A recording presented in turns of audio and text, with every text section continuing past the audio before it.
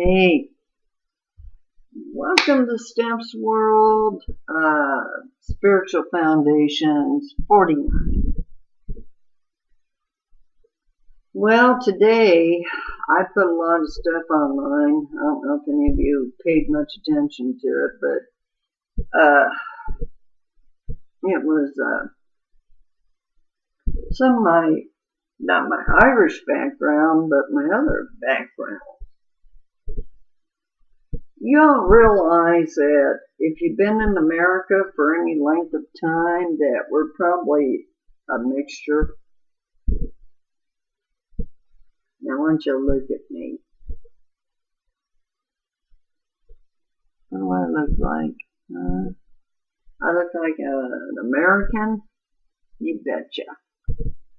But besides being an American, I have some other stuff in me too. It's called Native American. Yeah. My mother is a quarter Shawnee Cherokee. Now I put that together because, see, what happened was the Shawnee were joined with the Cherokee, even though they still remained separate to a great degree. They were joined, and it was right about the time my grandfather was a baby boy. Okay, my great grandfather. My great grandfather is full-blooded Native American. They call them Indians. They don't care.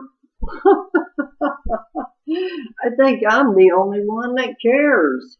I feel like we ought to respect people and not be calling them black, white, whatever. You know, we're all Americans, aren't we? Isn't that what we really are? I'm tired of it. I truly am. I'm tired of it. Now, I don't think we really had that much of an issue lately in the last 30 years anyway. I think people were getting along and doing really good and things were going really cool. I honestly believe that. Okay?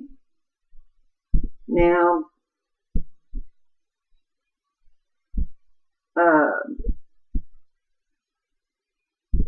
the last time I talked to you was about healthy, wealthy, and wise stuff. Okay, well, let's move on now.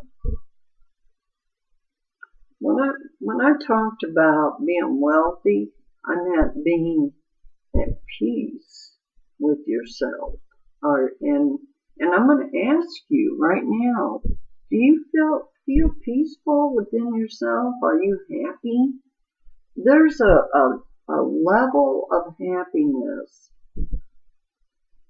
And I don't mean happiness when you have this new person in your life and you're just on cloud nine because you're thinking, wow, man, this could be it.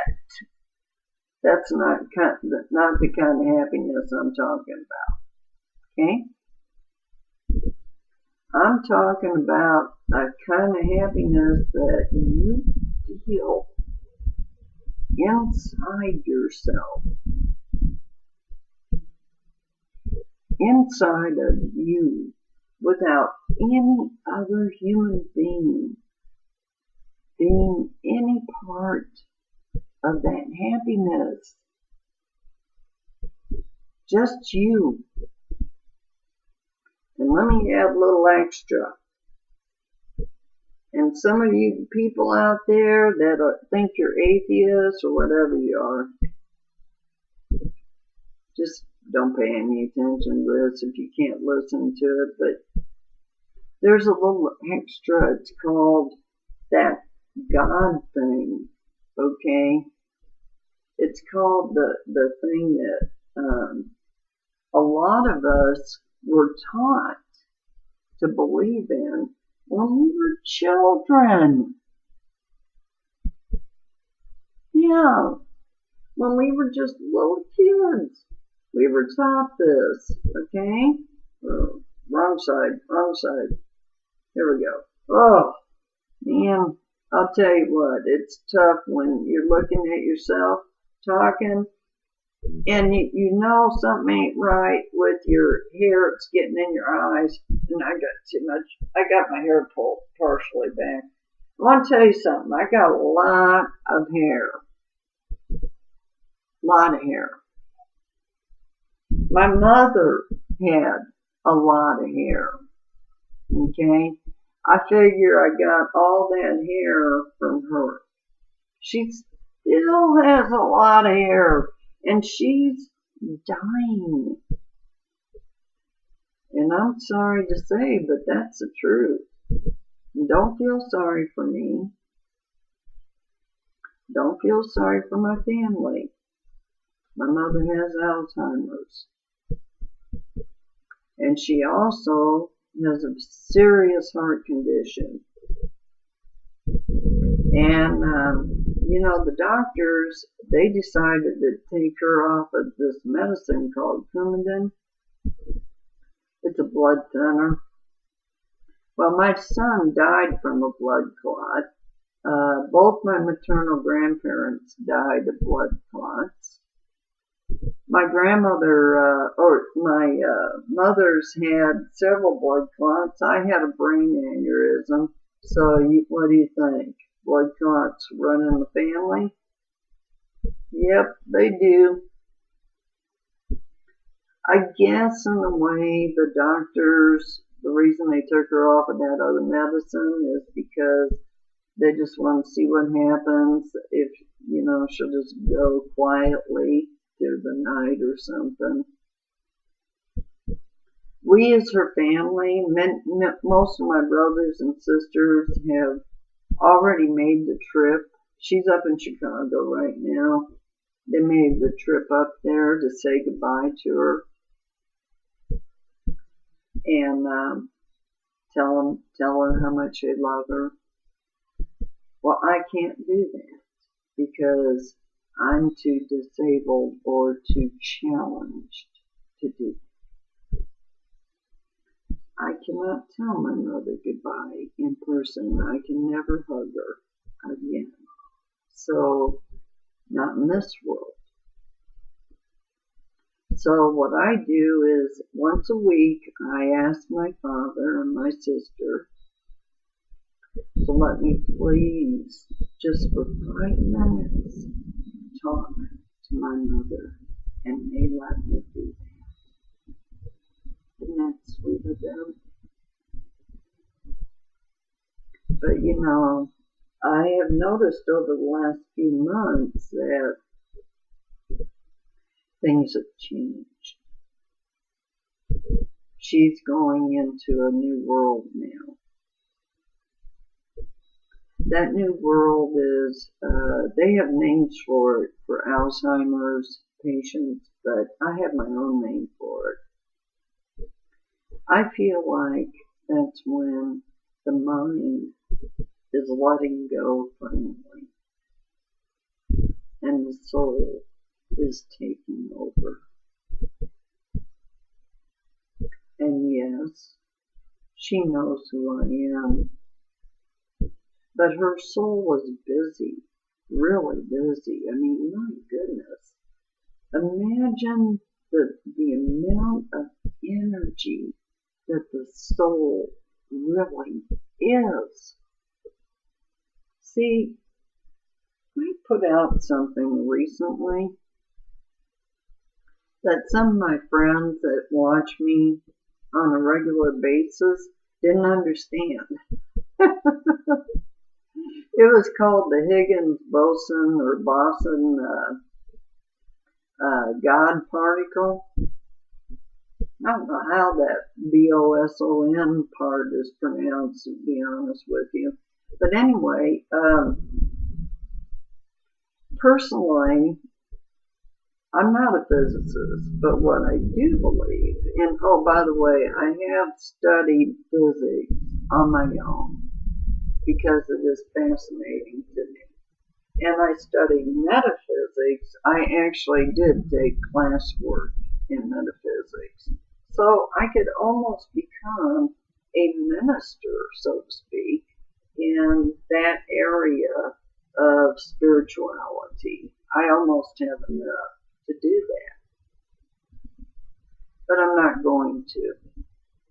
It's enough for me just to be here and talk to you today. Okay, now anyway, the point of all this is this.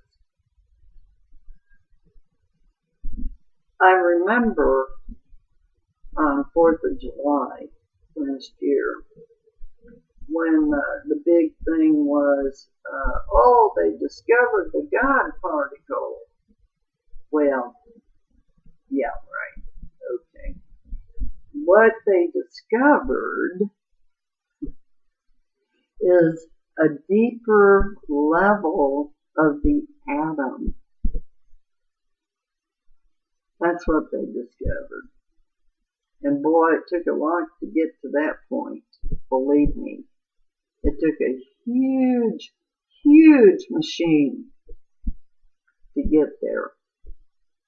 This machine went into 2 different countries. It was huge. Absolutely huge. And they're still using it. Now, a thought occurred to me the other day when I read about this, and that thought was, my goodness. After I saw some diagrams of the energy that all of this is capable of. Now remember, we're made of all this stuff, right? Okay. Imagine how explosive we could really be. If this is truth, if this is fact, and they say it is, we have such an amount of energy that there's no way to even give it a number. We don't even know. Now, I know that's true. I don't have to be a physicist to know that. Okay? Okay, now, here's what's been on my mind a lot in the last couple of weeks. Do you really believe that we know a lot? Come on. We took, I don't know about you, but I took a lot of history classes. And I mean a lot. I loved history. I wanted to be an archaeologist when I was a kid. Now, we have to pay attention to our children. When they say they want to be something when they're like 8 and 9 years old, that's important. That is so important because we need to pay attention to that. That means something big. That means that child, that is probably what they are supposed to be really doing. Well, I missed my calling on that one, but I found a different one. And it was just as intriguing, really. Computer science. The world was just gone haywire with that. But anyway, getting back to the archaeology part. Oh, I had dreams that way back when I was a little girl. I used to study the National Geographic magazine. Yeah, it was just a magazine back then. It wasn't a TV show. It wasn't, on the internet. There was internet, but not for us. It wasn't anywhere but in a magazine, okay? And I read every National Geographic magazine I could get my hands on. I knew about Easter Island when I was a little girl. I knew about Egypt and all the items, all the different wonderful things that are known, that we know today. Well, that we knew back then. I think we know a lot more today, actually, about Egypt. And the other thing that I really, really loved was Greece, ancient Greece, and Jerusalem, that area. That whole area was just fascinating to me, and I wanted to know everything I could about it. Now, I'm going to tell you right now, it's a shame, but you know what? That doesn't mean that if I get reborn again, I'll know what I want to be. And maybe when that time comes, and believe me, I believe in that, okay? I believe it was talked about in the Christian Bible. I can prove it. We haven't gotten to that yet. I'm going to tell you about that. The rebirth of us as human beings is discussed in the New Testament. Now, some of you may not understand that or believe that. Well, I hope you do when I get to that. I'm almost there. But anyway, I'm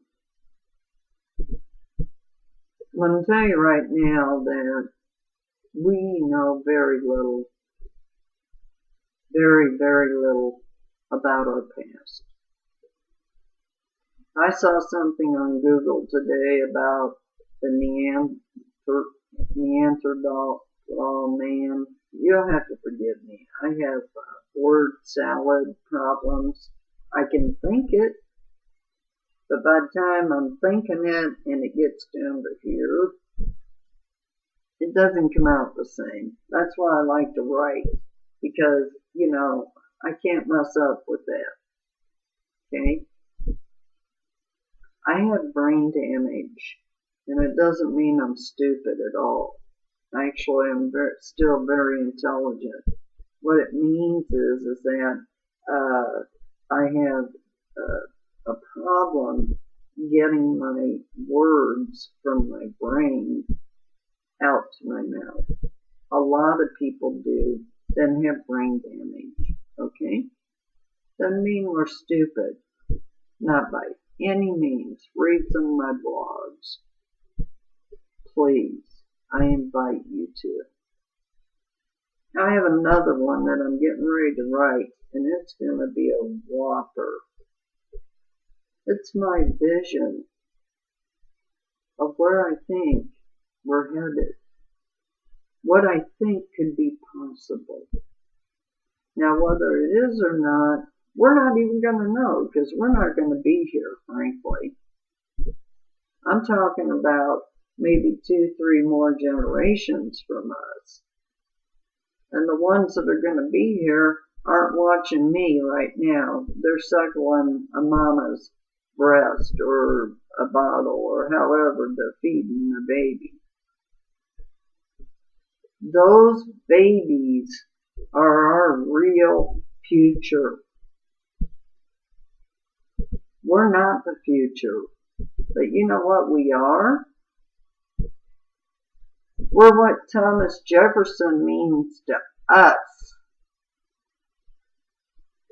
That's what we are, or what we can be to our descendants.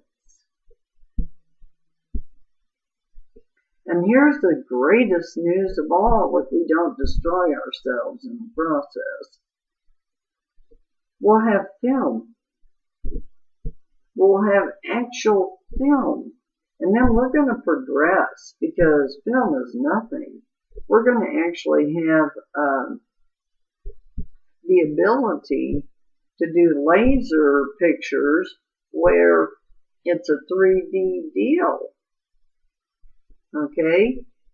Like I'll be standing in the room and you'll be seeing me talking to you. I'll look real, but you'll be able to look right through my image because it'll still just be an image, but it'll be 3D. That's coming. Trust me, that is coming. That will be the biggest and newest thing. And if somebody hasn't started working on that already, I may just start because, man, that's going to be the next big thing. But getting back to the philosophy of all this and the spirituality, our grandchildren and our great-grandchildren, man, if we do this right, we are really going to let them become amazing human beings. It's just going to be wild. But we have to step back. And we have to have faith in something that we cannot see. We have to trust in something that we can't see physically. But when I meditate, I can see it. And I'll bet you can too if you meditate as deeply as what I'm talking about. I can't hear the kids outside anymore. I can't hear anything. I'm so deep. I'm actually seeing visions that I can't even interpret. Not yet. And then I go into a light that is unbelievable. Now that is meditation. Okay, now, I don't even know what time it is. I don't know how long I've been under. I really don't. I'll see. Okay. Oh my God. I've been meditating for over an hour. Over an hour. I didn't even know it. Okay, so what I want to talk to you a little more about is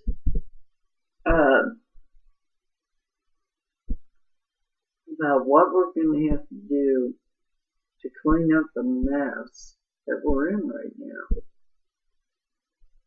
Well, first of all, I don't think we're going to have to do anything. I think it'll get cleaned up. But there is something that I want to talk about in regard to that. Why are we allowing it?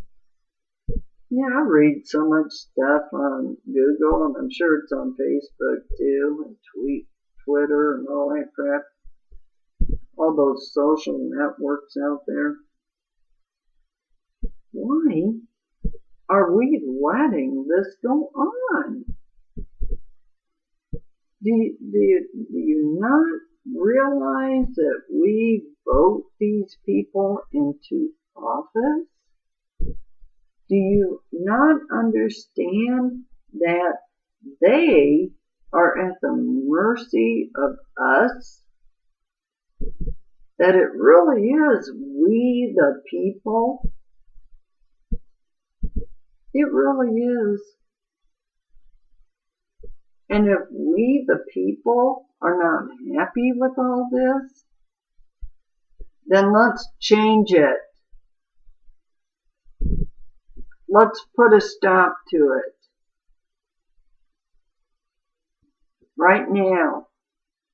Let's do something to make this stop. What in the world are we waiting for?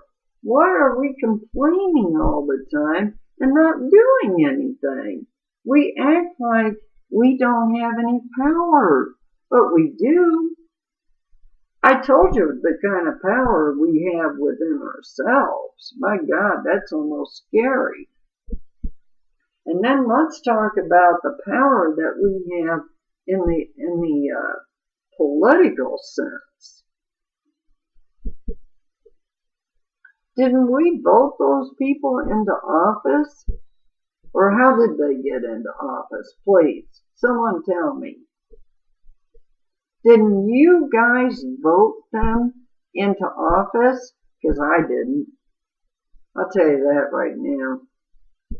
About 20 years ago, I voted a few times, but most of the time I didn't vote.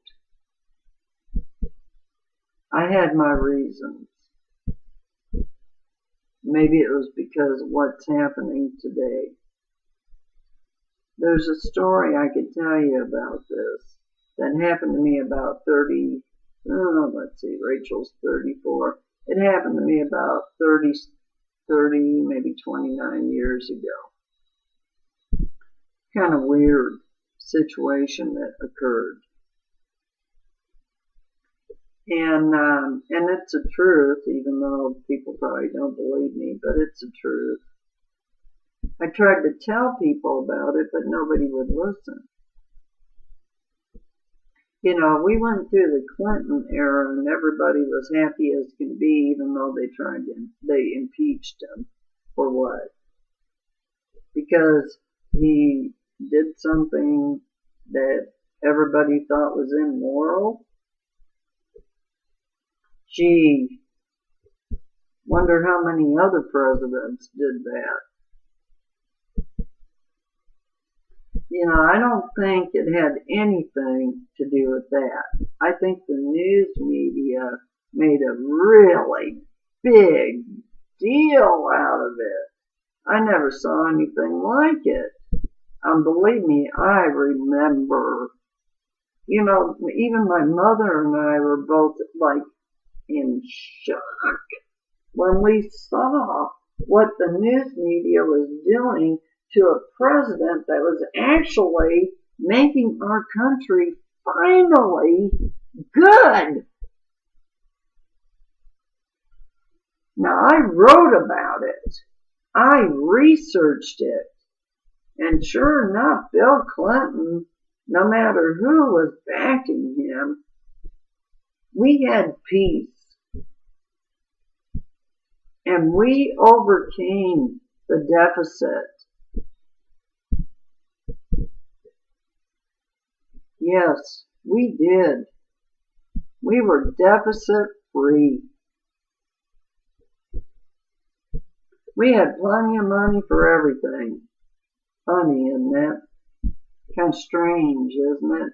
That, let's see, 20 years later, wait a minute, wasn't even 20 years, 15 years later, we don't have enough money for anything. They cut everything. Everything. They cut. And you haven't felt it all yet, but you will. Then, have you noticed the stock market lately? Because I have. It's not working right. It's not doing its normal function right. And I'm going to be watching it a whole lot closer as the days go by to see what the heck's going on. But something isn't right. Something is amiss. Now, if you're using the stock markets from European areas or, overseas, and you're able to, which normal Americans are not, we're stuck to the Dow. in those areas, you might actually make some money. But if you use it down, it's up and down, up and down, up and down, and it's only up and down this much, not like this much, where you can actually make a few $1,000s a pop, or even more. But not right now. So I know a little bit about the stock market, trust me. I really do.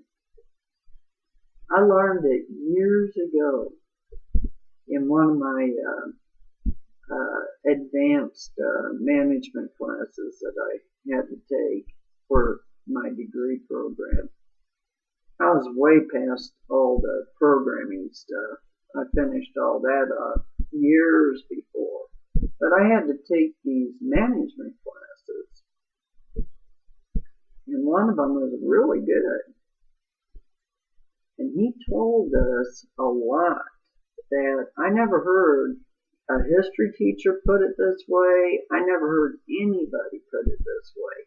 He explained a lot about our government and how the money really works. Okay? You gotta remember, these are a bunch of attorneys. They're not accountants. What do they know about handling money? Except taking it, of course. Okay? They don't know anything. Remember that. Now, we had one candidate who used to run a company who probably would have been pretty good on the financial end for us. But we threw him out with the bathwater, like we've done a lot of others. But we let in some really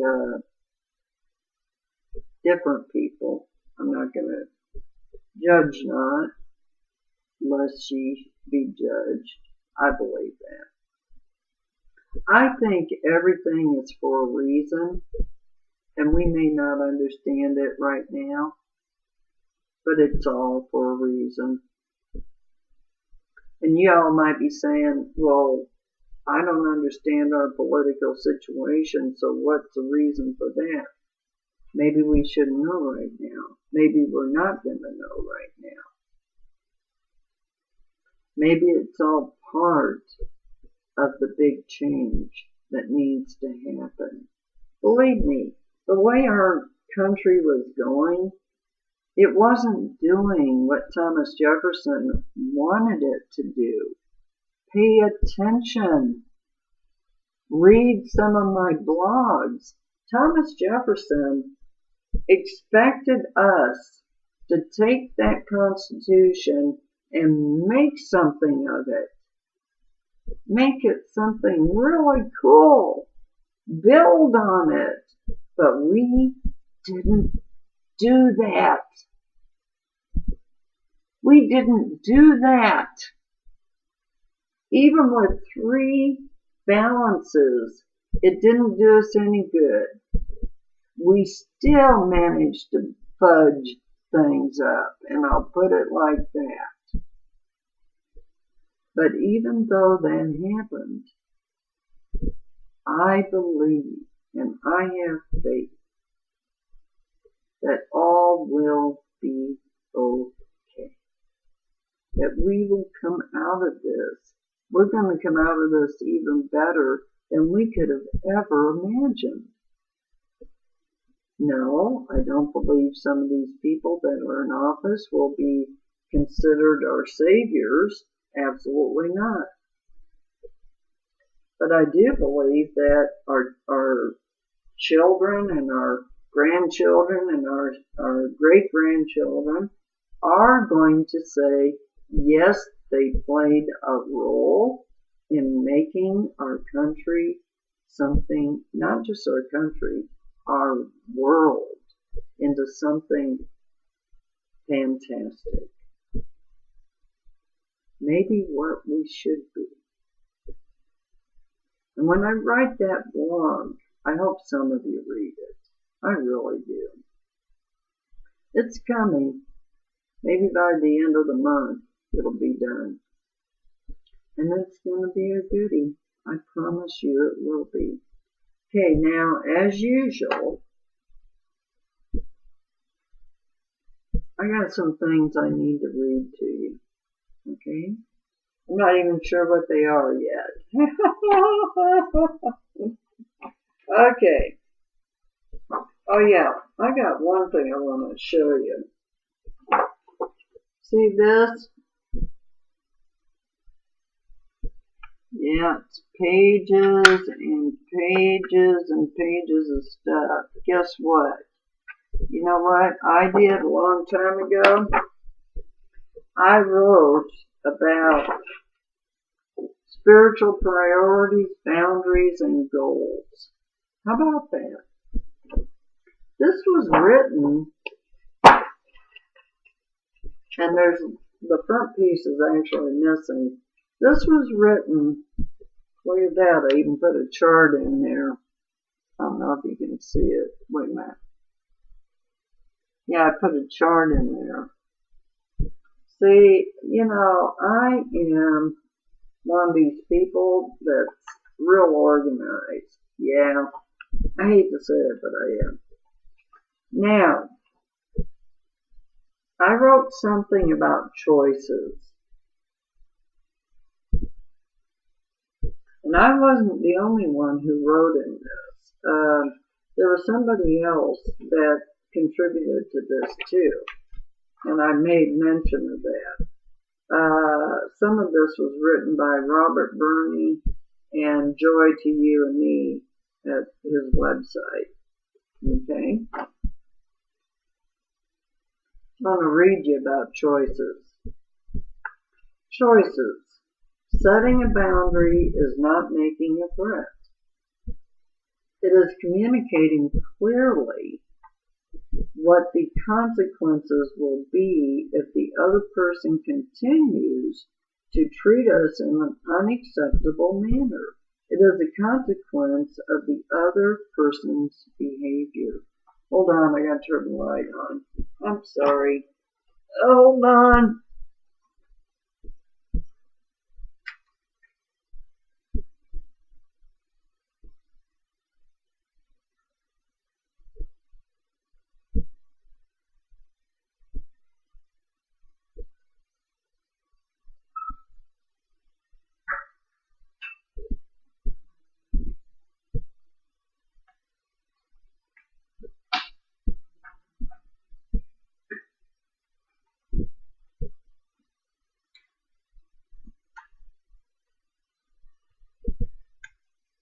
Okay, is that better? Alright, I'm sorry. It got a little dark. I was noticing. Alright, so choices, okay, it is communicating clearly what the consequences will be if the other person continues to treat us in an unacceptable manner.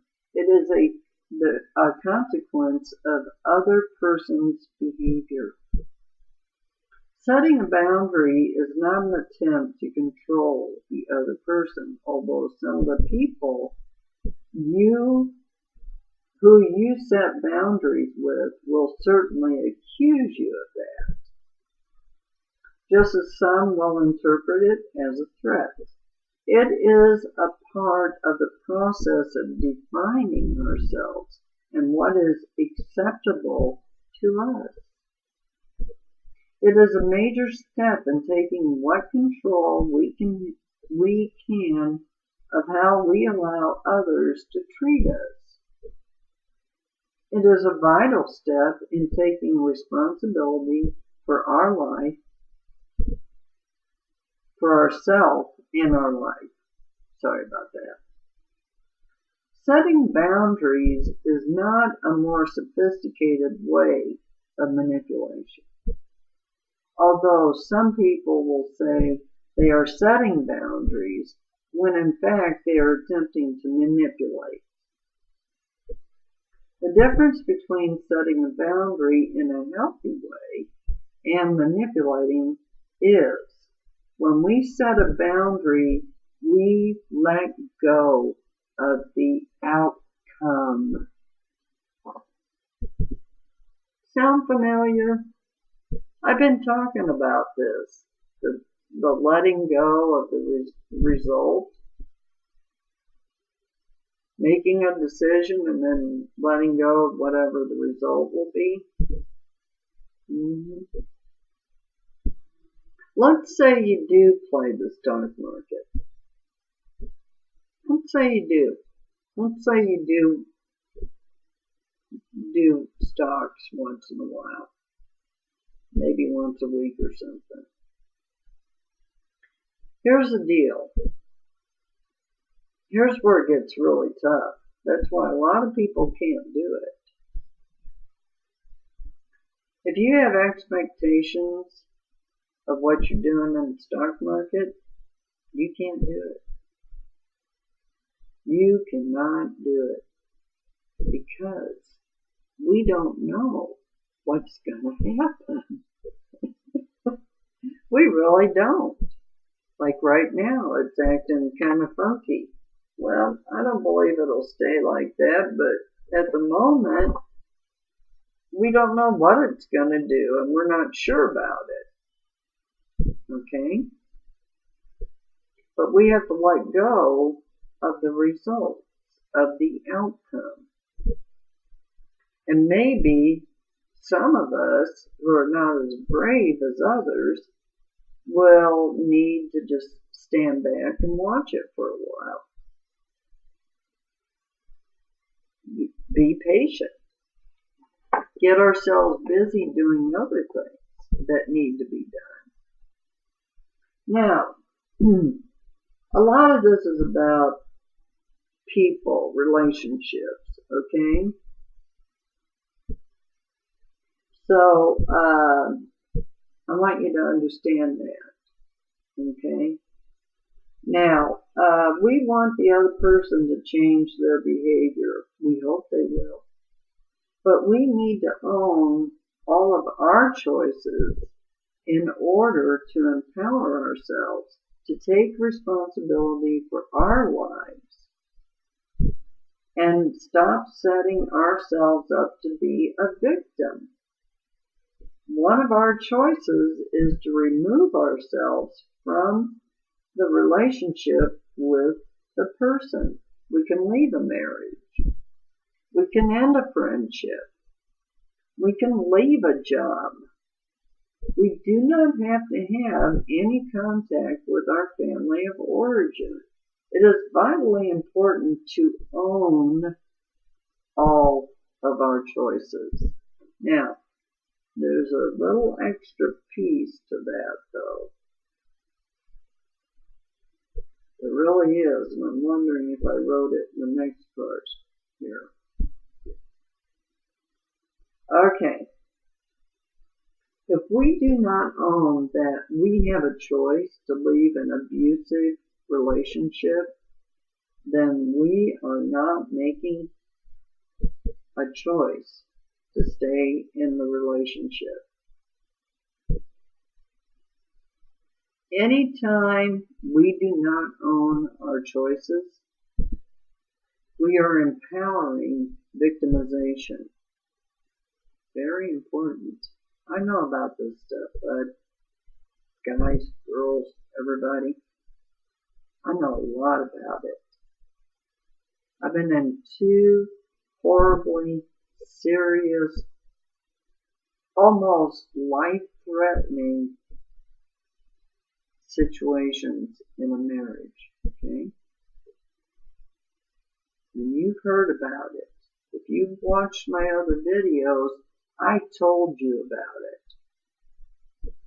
And if you haven't watched it, watch them, because you need to hear about it. So when I write some of this stuff, I know about it. I understand the idea of being a victim and the idea of empowering ourselves. I understand that.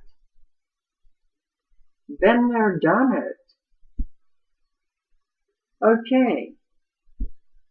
Then we will then blame the other person and or blame ourselves. Sorry about that.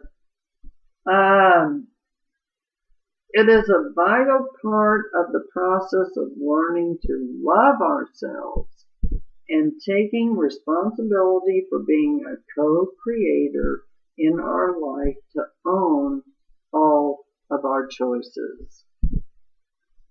Okay, it's getting pretty late now. I wanted to read you guys a little something else. And I've read you that already. But I wanted to read you about faith, actually, but it's long. Okay, but I'm going to start. Just give me a few minutes more. Faith. Now, verily I say unto you, if ye have faith, and doubt not, ye shall not only do this which is done to the fig tree, but also if ye shall say unto this mountain, be thou removed, and be thou cast into the sea, it shall be done. That's Matthew 21:21 out of the Christian Bible. Okay? So, here we go.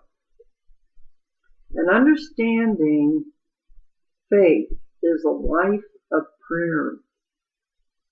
It is a great mistake, however, to struggle to produce a lively faith within yourself. That can only end in failure. The thing to do is to act as though you had faith. That what we voluntarily do will always be the expression of our true belief. Act out the part that you wish to demonstrate, and you will be expressing true faith. Act as though I were and I will be, says the Bible in effect. This is the right use of the will, scientifically understood. It's going to be explained, trust me.